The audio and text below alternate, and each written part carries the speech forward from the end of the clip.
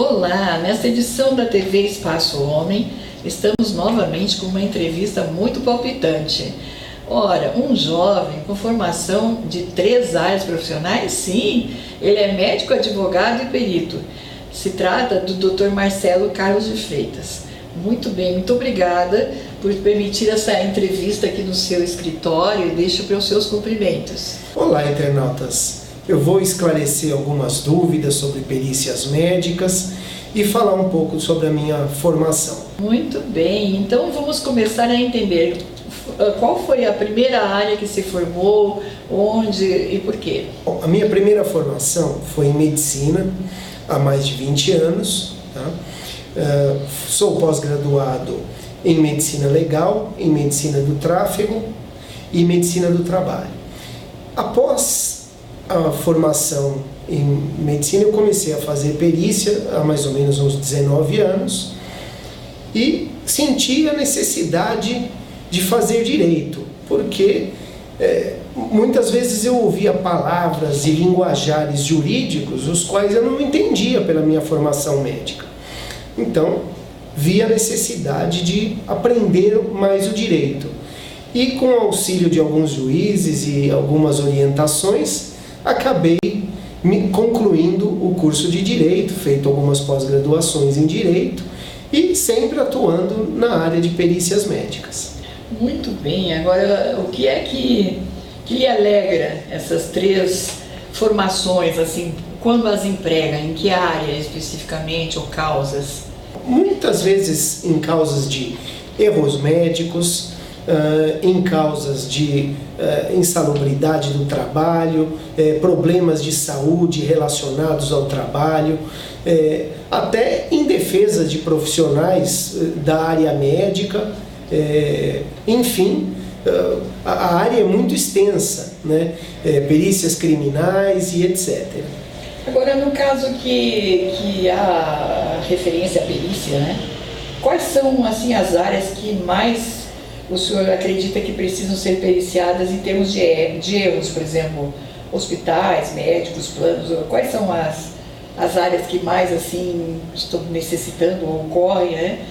Qual é a predominância disso, o tipo de vítimas? O que o senhor pode nos informar? Bom, na esfera civil, nós temos inúmeros casos de perícias médicas que envolvem geralmente problemas com supostos atendimentos das pessoas, erros médicos, atendimentos deficitários, muitas vezes erros de técnicas, enfim, são muitas as áreas que nós atuamos e eu digo sempre, uma perícia nunca é igual a outra, sempre tem alguma coisa diferente, é isso que encanta na medicina pericial. No caso, quais todas as áreas que podem constar erros, por exemplo, laboratórios, você considera um plano de saúde quando que ele erra? Né, assim, a área estética, beleza, como que o senhor pode exemplificar? Bom, o plano de saúde, ele tem uma responsabilidade objetiva. A partir do momento que o cliente contratou um plano de saúde, o plano de saúde elege os seus hospitais, os seus laboratórios e os seus médicos, eles são responsáveis por essa eleição, por essa contratação.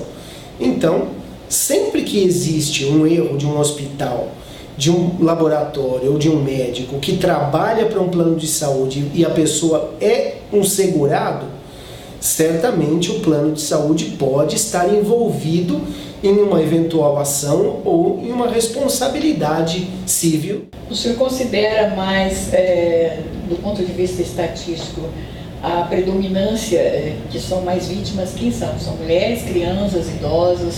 Depende muito, eu acho que não tem uma predominância.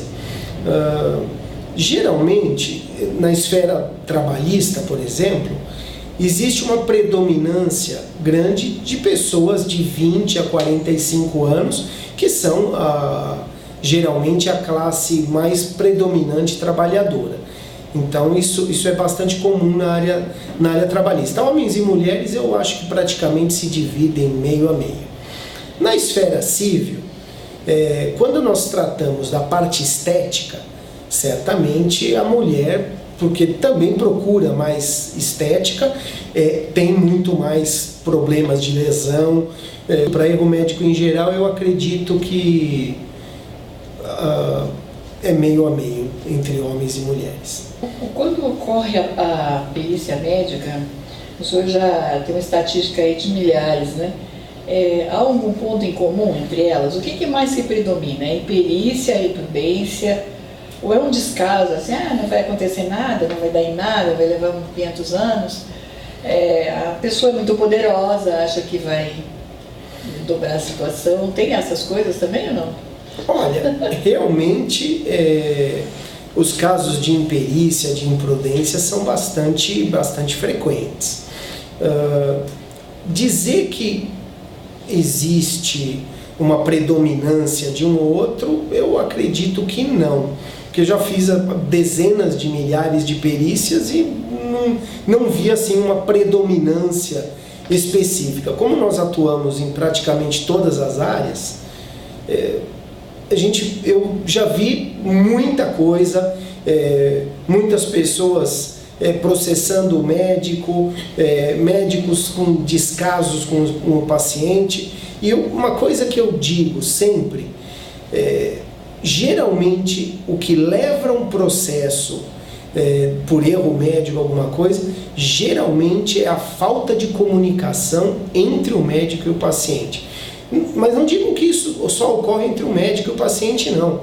Porque os hospitais, os convênios, os laboratórios, então toda essa deficiência de comunicação muitas vezes pode levar a um processo judicial que se arrasta por anos e que poderia ser resolvido sem a necessidade disso. A falta de comunicação prejudica também com os advogados, com os publicitários, em geral.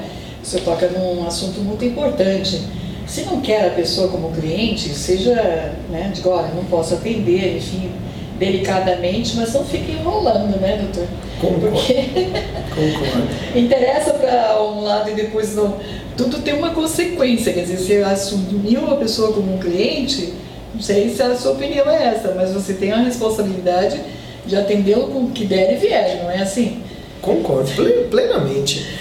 Uma vez que você assumir um paciente, seja na esfera que for, seja médico, seja advogado ou qualquer outra área, você tem que dar um mínimo de esclarecimento. Você tem que pensar o seguinte: quando um paciente procura um médico, é porque ele não tem condição de resolver aquilo sozinho. Porque se ele pudesse, ele não iria procurar. Se ele conseguisse resolver sozinho, ele não precisava da ajuda de um profissional.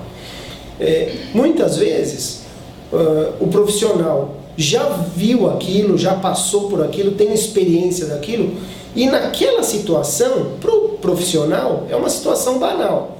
Por exemplo, um indivíduo tem que fazer uma retirada de vesícula por uma inflamação de vesícula ou alguma coisa parecida. Vai fazer a cirurgia. O paciente, é a primeira vez que ele faz. Agora o médico já fez aquilo milhares de vezes.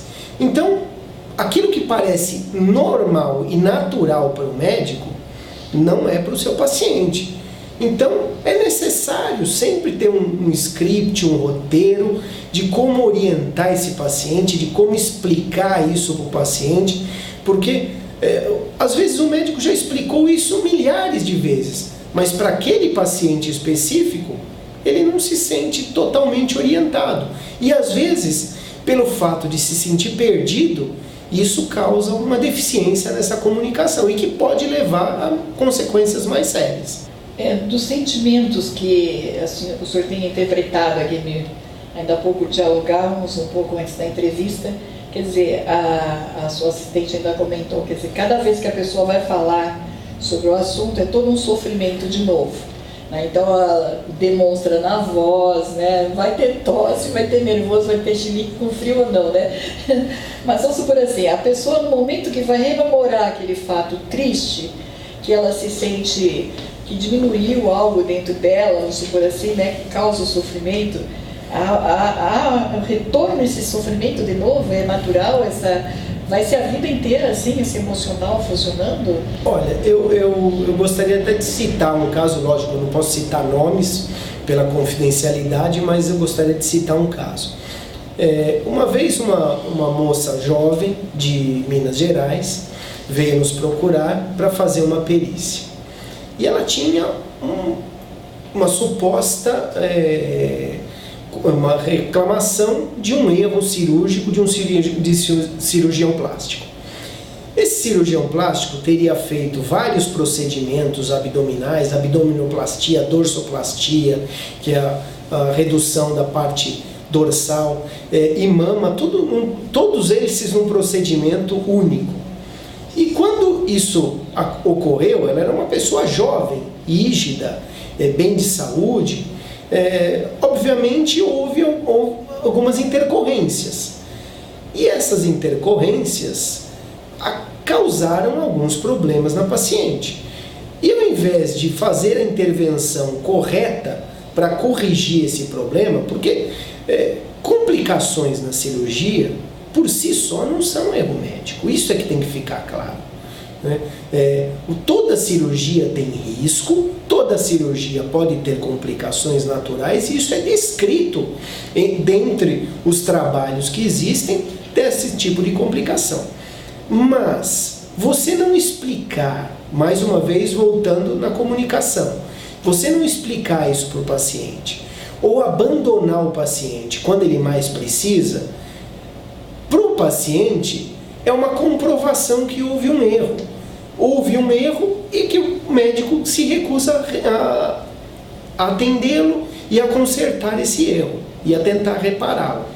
Então, esse caso específico dessa moça, houve uma lesão abdominal, tá? E essa lesão foi bastante extensa, era maior do que a minha mão, né? Para vocês terem uma ideia do tamanho da lesão. Era uma lesão necrótica, ou seja, com morte de células e eventualmente criação de pus e tudo mais, tá? E causou uma dor muito grande nessa paciente. Então, eu atendi aqui ainda com a lesão. Orientei para que ela procurasse um outro profissional para ajudá-la a fechar essa lesão, fotografei, fiz todo o meu trabalho, realizei o laudo pericial e ao longo de alguns anos ela foi chamada para explicar isso para o perito do juízo.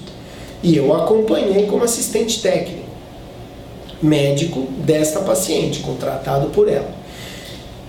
E o que eu vi, quando ela começou a relatar tudo que ela tinha sofrido para esse perito da justiça, o que aconteceu?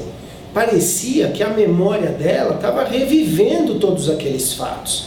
Então, você sentia no rosto da pessoa a dor que ela tinha passado, que não mais passava, porque o problema havia cessado. Mas, pelo fato de você reviver isso, isso certamente causa uma dor, e uma dor muito grande. Principalmente se a morte de um parente ou uma sequela definitiva. Falar sobre isso é muito sério e causa muito problema. No caso também é muito interessante que quando a pessoa entra com uma ação, então ela é considerada, não é só a área médica, não, em geral. Você entra com uma ação contra um banco, você entra com uma ação contra uma empresa, uma imobiliária, contra um advogado, vamos supor que são poucas as ações, ainda deveriam de ter mais também, né? Uma publicidade mal feita, enfim, vamos supor. Quando alguém entra com uma ação, existe um sistema corporativo muito grande. Não é só os sindicatos, falam sindicatos de empregados, não. Eu acho que os sindicatos patronais e empresariais, eles são cruéis muitas vezes, porque eles não vão empregar quem entra na justiça, né? Perseguem aquela pessoa. Muitas vezes também vai acontecer no campo empresarial, digamos assim, da saúde, porque a saúde está empresariada, né? Na área da advocacia ela está empresariada, não vamos dizer que não, né? São grupos e grupos, até tem a pessoa jurídica advocatícia, né? Então o que se percebe é assim, quando alguém entra com uma ação contra alguém, aí ela passa a sofrer boicote generalizado. A pessoa tendo a percepção disso, que ela passa a ter, entendeu? Até na farmácia, nós temos um registro de uma pessoa que se queixa, que ela vai fazer as compras, deram um cartão, pedem um CPF dela, né? Por causa do cartão desconto. Só que daí diz assim, você passou por um erro médico? Você está processando um médico? Então, existe um comentário, que isso deixa muito ela destruída, porque ela diz assim, poxa, o que tem a ver uma coisa da minha vida pessoal, e está lá no CPF, agora todo mundo vai ficar comentando, por quê? Eu não tenho o direito de ir atrás do meu direito de requerer o que me aflige? O que o senhor dizendo assim, médico que tem a percepção do lado humano, do sentimento da pessoa, e ao mesmo tempo como advogado, o que é isso? Como nós vamos externar isso para as pessoas? Perfeitamente. Eu acho, no meu ponto de vista, o direito constitucional de você peticionar, de você buscar o judiciário, de você entrar com uma ação pedindo uma reparação. Esse direito é um direito universal. Ninguém pode ser cerceado ou obliterado ou colocado em posição vexatória ou sofrer qualquer boicote ou qualquer restrição por buscar o judiciário. Veja bem, toda vez que alguém se sente lesado, essa pessoa não só pode, mas como ela deve buscar o judiciário. Obviamente que se houver a possibilidade de uma conciliação prévia, se houver a possibilidade de uma reparação prévia, obviamente que o judiciário deve ser evitado. Mas se essa possibilidade ela não existe a menor razão de ser, obviamente que o judiciário ele tem que ser objeto. Mesmo porque, não é porque alguém entrou com uma ação que ela vai ganhar a ação. Porque a ação vai ser julgada por um magistrado que é isento. Então, não tenham medo de buscar os seus direitos, mas sempre se orientem com profissionais. Por quê? Muitas vezes, aqui, advogados, particulares e, eventualmente, até os juízes, eles nos procuram. Para quê? Para saber se aquela situação existe um erro médico. Porque não é toda consequência ruim que é erro médico. Por exemplo, vou dar um exemplo genérico.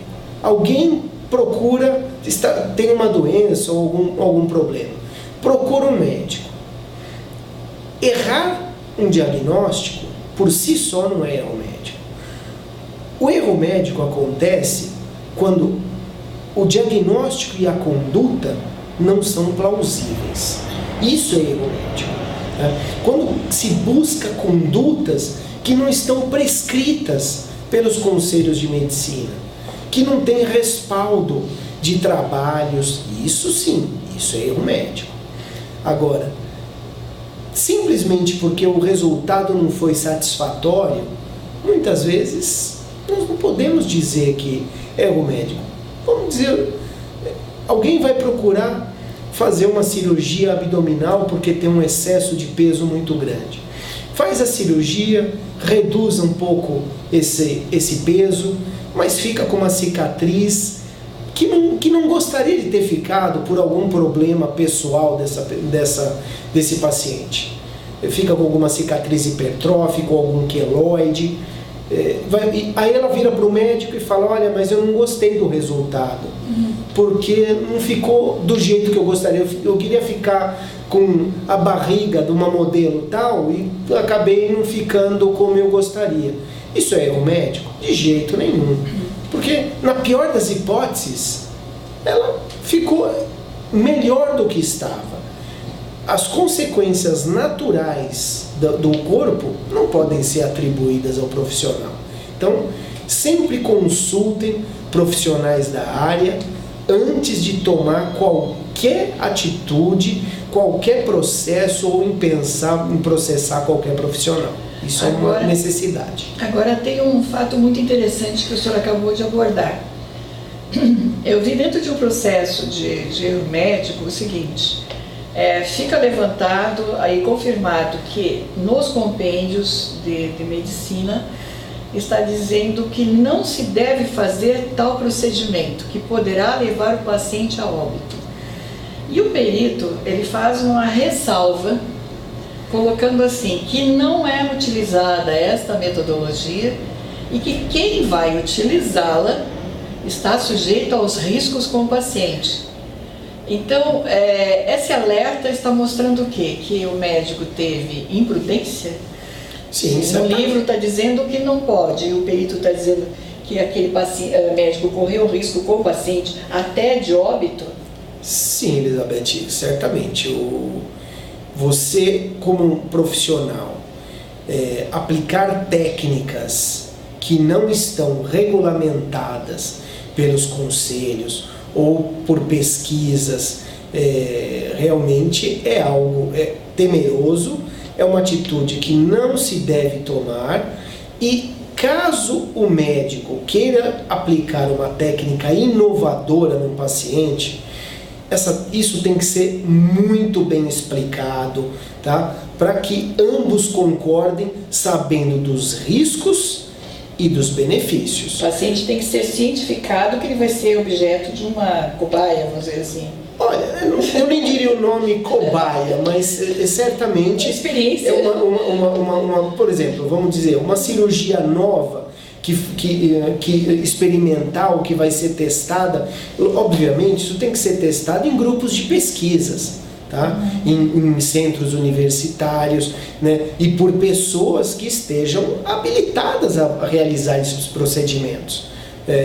Mesmo sendo experimental, nós temos que ver o seguinte, que a medicina ela tem que avançar, e ela só avança com experimentos novos. Nós não vamos avançar sempre usando as mesmas técnicas de 100 anos atrás. Então, nós precisamos avançar, porque o avanço ele traz benefício para o paciente e para a sociedade. Obviamente, para todo avanço tem um primeiro caso, mas nós temos que tomar cuidado para que esse primeiro caso não seja aleatório e ainda mais sem o consentimento e consenso do paciente. Sim, esse que é o ponto mais grave da história, né? Então vamos lá, agora eu gostaria assim, o advogado, a pessoa chega aqui e no seu escritório diz assim, eu quero fazer uma ação de erro médico. Aí o senhor vai verificar a documentação, vamos pensando como advogado agora, né? Claro. Aí o senhor juntou a documentação e conclui que realmente vai notificar esse médico para ver qual é a opinião dele. Ele não dá a mínima para o senhor, ou senão ele ameaça o senhor com poderosos, né? Claro, assim. Às vezes é possível.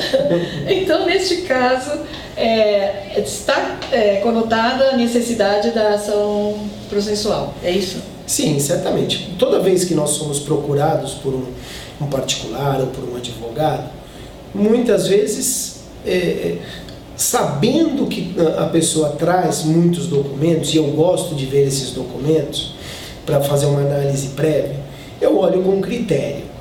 Porque eu já peguei muitos casos aqui que a pessoa tinha certeza que ela tinha sofrido um erro médico e, na verdade, ela tinha tido uma infelicidade, um infortúnio de ter perdido um parente querido, de ter perdido uma pessoa que ela gostava muito, tá? E ela achava que isso era um erro médico, mas analisando as condutas, analisando as hipóteses diagnósticas e o risco dessas doenças, infelizmente a morte era uma coisa, consequência e que a medicina ainda não sabe evitar totalmente, né? Pelo menos até certo ponto nós não conseguimos evitar, porque todo mundo nasce um dia e morre. Agora, o dia que isso vai acontecer, ninguém sabe exatamente. Agora o médico, o paciente chega e diz assim, olha, eu estou com um problema gravíssimo, olha a situação aqui, ocorreu um erro médico. Bom, aí o médico diz assim, como é que foi mesmo a consulta e tal, né? Pergunta, cadê os exames anteriores? cadê os atuais? E aí ele olha e diz assim, puxa vida, essa criatura realmente não deviam ter feito isso nela, né? E aí o que esse médico vai fazer? Vai atender, vai orientar, vai dizer que ocorreu realmente alguma coisa errada.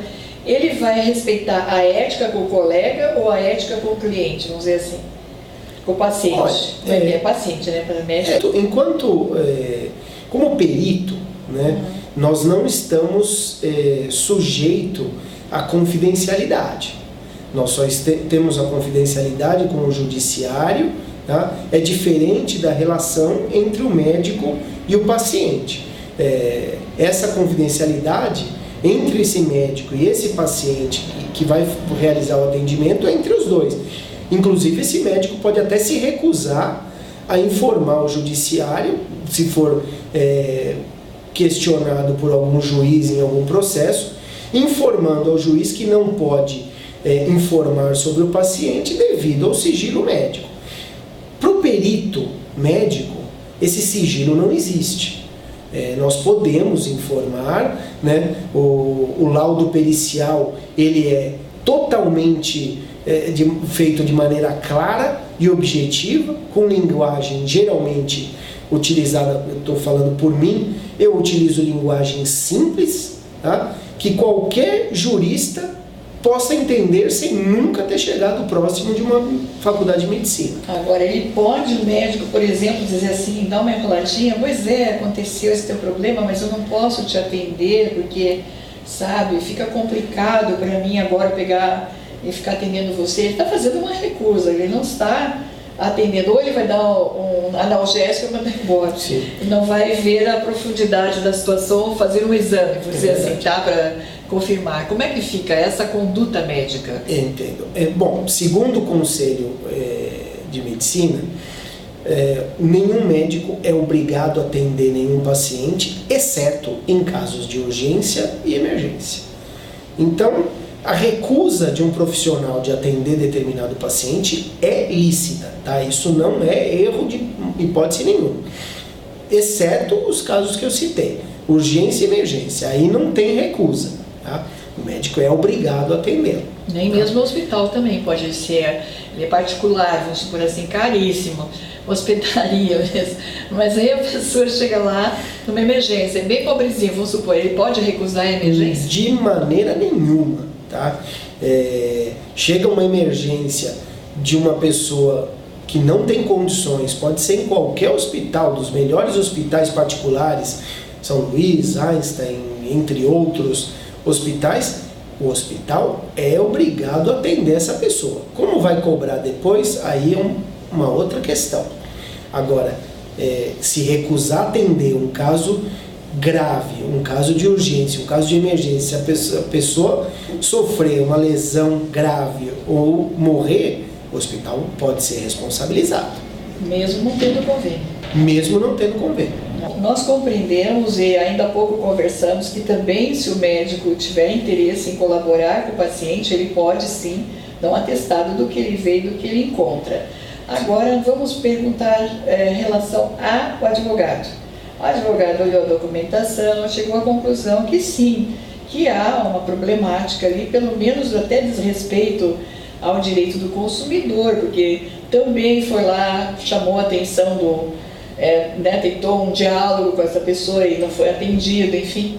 O advogado chegou à conclusão de que realmente não estão dando atenção para aquela pessoa. Deveriam de pelo menos ouvi-lo, né, junto com o advogado, alguma coisa. Mas neste caso não ocorreu. Então vamos lá. Qual é o passo do advogado? Ele vai, fez a notificação, vamos supor assim, e a partir dali o que o paciente, né, a pessoa que se sente ofendida e que o advogado concorda que há esse descaso, enfim, ele vai proceder. Quais são os documentos que a pessoa tem que ter atenção para guardar? Olha, isso é muito importante o seguinte: toda vez que houver a suspeita de erro médico, tá? Que a pessoa entender que ela foi lesada, ou que a consequência do que ela gostaria não aconteceu, entrou para fazer um procedimento, acabou tendo uma complicação muito grande e teve sequelas que não sejam naturais da doença, pode haver erro médico. Tá? Então, a primeira coisa que a pessoa tem que se concentrar é obter cópia do prontuário na sua íntegra e não relatos. Prontuário na íntegra. O prontuário é um direito do paciente, ou seja, hospital, clínicas e médicos não podem se recusar a fornecer o prontuário para o paciente.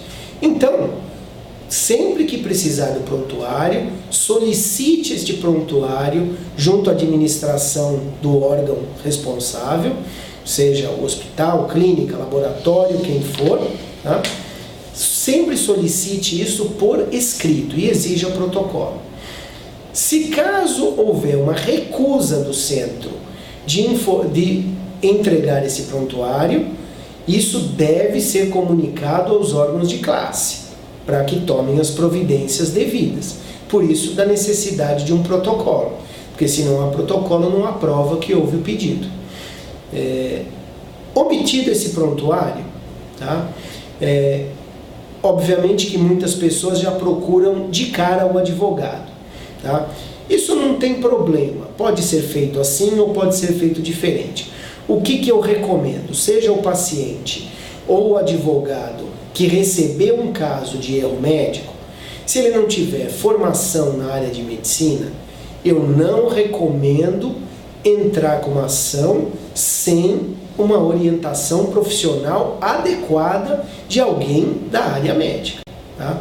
Então, alguém que faça perícia médica deve olhar isso antes de qualquer procedimento judiciário para evitar uma verdadeira, às vezes uma aventura judiciária, fazer alguém criar expectativa durante anos, perder dinheiro, tempo, sofrimento e chegar ao final e eventualmente ter a sua ação julgada improcedente por não haver absolutamente indícios nenhum de eventual erro médico. Então, sempre peçam orientação profissional prévia para nunca cometerem o ato de entrarem com uma ação completamente desamparado ou completamente sem pé nem cabeça. Agora também estamos dialogando recentemente com um outro expert aí da área. Ele comenta o seguinte, que muitas vezes os profissionais advocatícios que vão entrar com as ações não têm uma especialização em erro médico. É isso que causa o que o senhor está dizendo, Exato. Que é a aventura jurídica. Exato. Neste caso, então, o senhor está chamando a atenção também da responsabilidade do advogado. Certamente, certamente. Um profissional que pega um determinado caso e esse caso depende de análise de outras áreas fora da área jurídica, ele imaginar que ele tem um conhecimento suficiente para propor essa ação é uma certa imprudência, eu diria. Então, é importante você se orientar com os profissionais certos quando a sua ação depende de outras. Por exemplo, um prédio ruiu por algum motivo, ou se você não pegar uma orientação de um engenheiro, vai ser difícil você entrar com essa ação. Uma pessoa faleceu por uma doença, por algum motivo.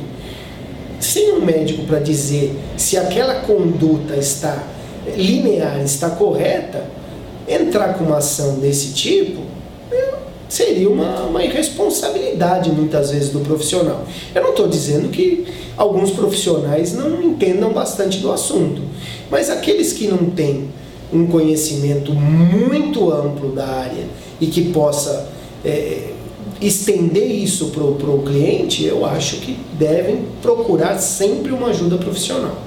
E neste caso, para encerrar a questão do direito do consumidor que o senhor se referiu, não é? Qual é o procedimento especificamente? Existe acórdão aqui em São Paulo com jurisprudência que o médico é direito do consumidor. Sim. E qual é a sua opinião? Bom, eu digo sempre assim, oriento todos os meus clientes que toda vez que você pretende propor uma ação pessoal contra um médico, tá? O ônus da prova, ou seja, quem tem que provar que houve erro é quem está entrando com a ação. E às vezes, por ausência de documentos ou por ausência exatamente de uma comprovação do erro, essa prova fica muito difícil de ser feita.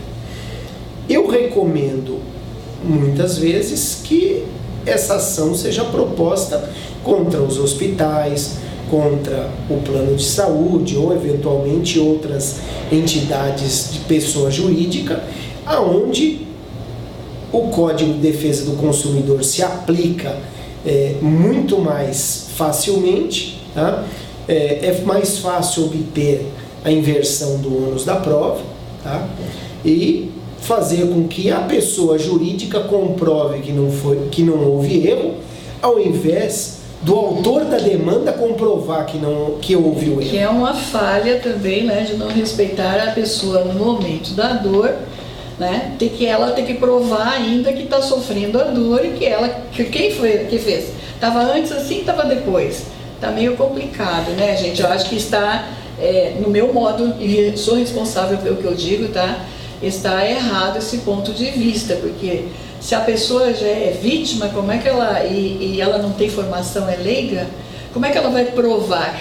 Exato. Exceto que o Estado deu a perícia, né? É como está acontecendo. Agora, se a pessoa tem um envolvimento com a perícia, é mais complicado ainda, né? Então, eu creio assim que há uma necessidade, sim, de debate, discussão dessa área. Estou muito feliz de encontrar o senhor com essas 3 especialidades e esclarecer bastante isso para nós, doutor.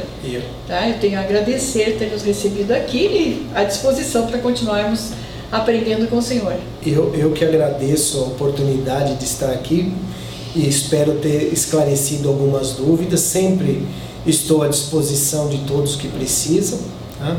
E gostaria também de agradecer à equipe e também aos internautas que estão nos assistindo. Um abraço a todos. Bom, vocês estão vendo aqui também um breve currículo dele, os contatos. Quem interessar mais pode vir dialogar. A mídia também, né? Porque nós colocamos no ar, depois a mídia também. Fique à vontade, ele é bastante simpático, tem muito conhecimento e vai sempre orientar a população. Eu creio que é o principal. E também abordarmos esses assuntos que não estão sendo abordados. Qual é a responsabilidade do médico, do advogado, do plano de saúde, enfim. Não é? Porque a gente não pode ficar sendo jogado, feito folha lá no meio do deserto, entendeu? E com um problema, a pessoa já tem um problema que é cuidar de si própria, tem a família para cuidar dele, né? Que já desloca tudo, fica difícil. Os custos aumentam para tratar a saúde. Como é que ainda vamos ter mais esse tipo de preocupação? Eu creio que o Estado pode estar mais atento a isso, porque saúde, né? Estamos aqui 10 de dezembro, Declaração de Direitos Humanos, a Declaração Universal, quer dizer, a saúde é o bem da vida, é a vida, todo mundo tem direito à saúde. A nossa Constituição, todo mundo tem direito à saúde. Então eu estou muito grata, muito lisonjeada com a sua atenção e deixo um abraço a todo mundo, até a próxima edição da TV Espaço Homem.